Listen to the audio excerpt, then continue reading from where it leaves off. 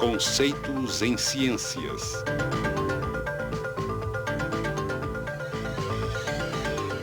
Eletromagnetismo.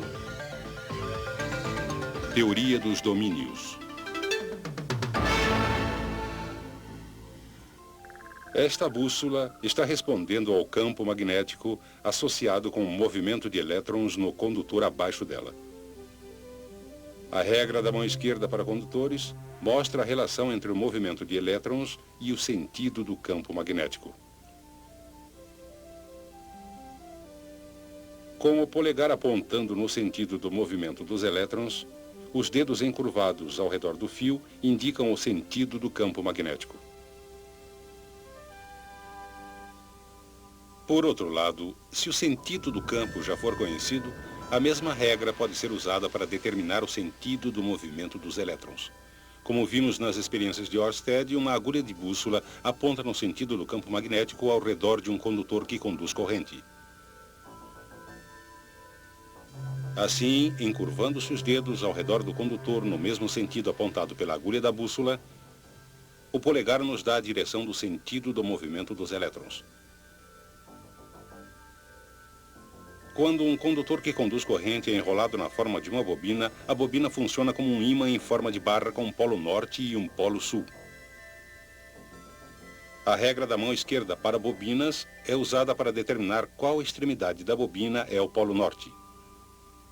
Com os dedos encurvados no sentido do fluxo dos elétrons, o polegar aponta para a extremidade norte da bobina. Como o campo ao redor da bobina é similar ao campo ao redor de um ímã em forma de barra, a bobina também pode ser usada para atrair objetos de ferro. Embora a bobina seja um ímã, ela é fraca demais para atrair muita coisa. Mas, se for inserido um núcleo de ferro na bobina, a intensidade do campo magnético aumenta muito e a combinação entre bobina e núcleo se torna um eletroímã. Esse potente eletroímã pode ser usado para atrair uma grande variedade de coisas.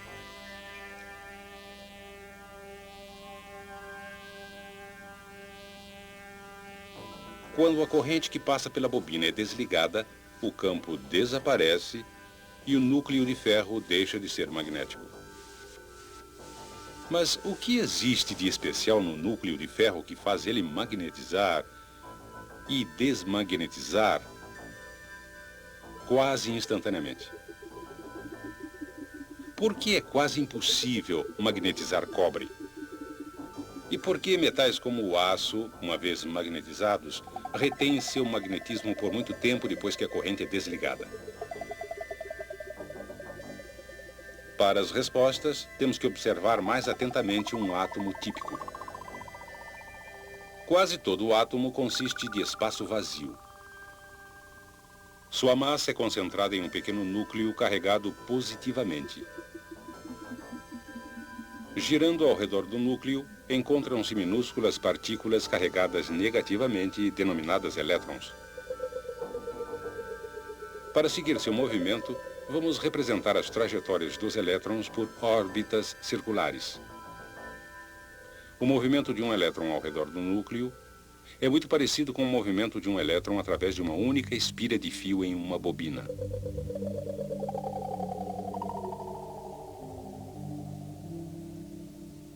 Além de determinar os polos norte e sul de uma bobina, a regra da mão esquerda para bobinas também pode ser usada para mostrar a localização dos polos para órbitas dos elétrons. Cada órbita de elétron produz um campo magnético com um polo norte e um polo sul. Entretanto, o movimento de todos os elétrons é tão ao acaso que os campos magnéticos tendem a se cancelar uns aos outros. Mas não pense que isto é tão simples. Além de se moverem ao redor do núcleo, cada elétron também gira sobre seu eixo, produzindo ainda outro campo magnético. Novamente, a regra da mão esquerda para bobinas pode ser aplicada para mostrar o sentido do campo magnético do elétron. São possíveis dois sentidos de giro, resultando em duas orientações de campo diferentes. Normalmente, os campos magnéticos produzidos por esses elétrons que giram se cancelam, da mesma maneira que são cancelados os campos das órbitas do elétron. Assim, o resultado é que a maioria dos átomos não possui um campo magnético global. Materiais consistindo desses átomos não são atraídos a ímãs. Uma exceção importante é o ferro. Um átomo de ferro tem 4 elétrons girando mais num sentido que no outro. O resultado é que seus campos não são cancelados ou equilibrados. Portanto, o átomo de ferro tem um campo magnético resultante. Entre os elementos comuns, somente 2 outros, o níquel e o cobalto, possuem átomos que são pequenos ímãs. Dizemos que esses átomos são ferromagnéticos. E os chamados dipolos magnéticos, significando 2 polos. Eles podem ser considerados minúsculas agulhas de bússola, apontando para o norte. Em materiais ferromagnéticos, esses minúsculos dipolos interagem, fazendo com que grandes aglomerados se alinhem no mesmo sentido. Um aglomerado de dipolos em que todos apontam no mesmo sentido chama-se um domínio. Normalmente, domínios têm largura de cerca de 1 milímetro e contêm milhões de átomos, com cada domínio apontando em um sentido diferente. Mas quando a barra é exposta a um campo magnético,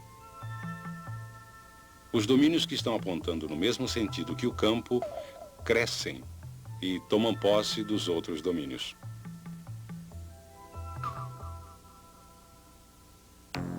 O núcleo agora possui um campo que é consideravelmente mais forte que o campo original da bobina. Quando o movimento de elétrons para,